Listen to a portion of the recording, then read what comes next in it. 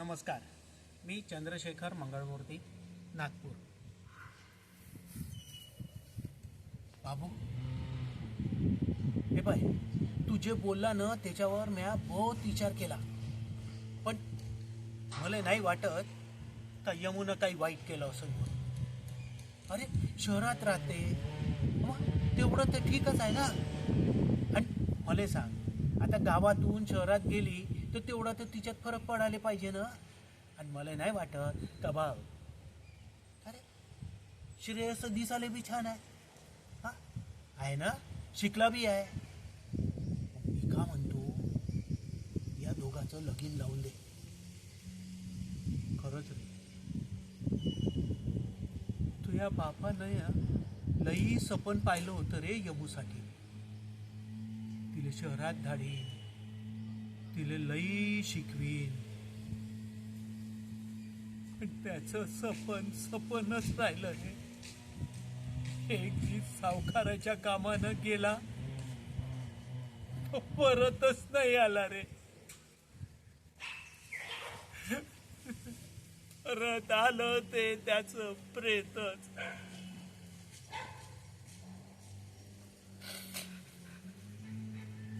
सावकाराकडं तुझं घर गहाण आहे, शेत गहाण आहे.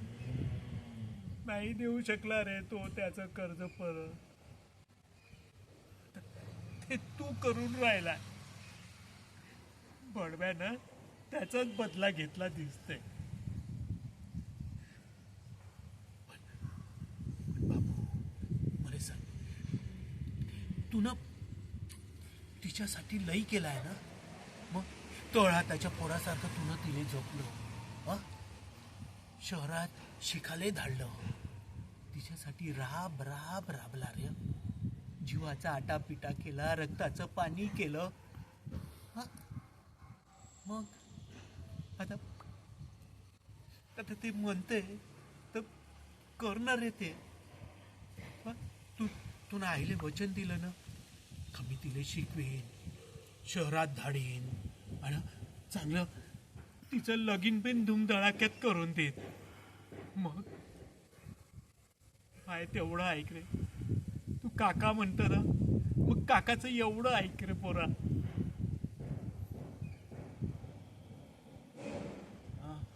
पुरी यमो, श्रेयस, 2 मिनिट मला बाबूशी बोलायचं आहे. थोडंसं येता का तुम्ही? नाही, वाईट नको वाजव.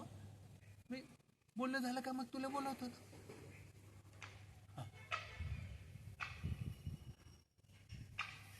बाबू, हे बाय, सावकारानं तुला 2 दिवस दिलेले आहे. आता 2 दिवसात विचार कर आणि यमूचं लग्न लावून दे.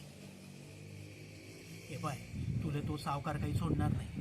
आणि त्याची ते धेडं ते तुझ्या चांगुलपणावर टपलेलेच आहे. मग त्याचा फायदा घेऊन ते अजून काही करण्याच्या आधी जर तुनं यमूचं लग्न लावून दिलं आणि तिला शहरात दाडलं तर तू असंच कर.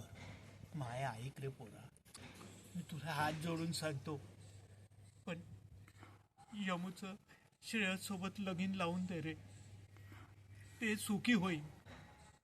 तुनं मायले वचन दिलं ना का मी बापाचा सूड घेईन म्हणून, मग ते शहरात गेली तर मग मी आव ना तुझ्यासोबत.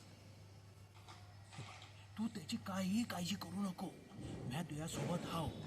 तू तुझं कर आणि आपण जंगलात देऊळ आहे ना आपलं, त्या देवळात दुखाचं लगीन लावून देऊ.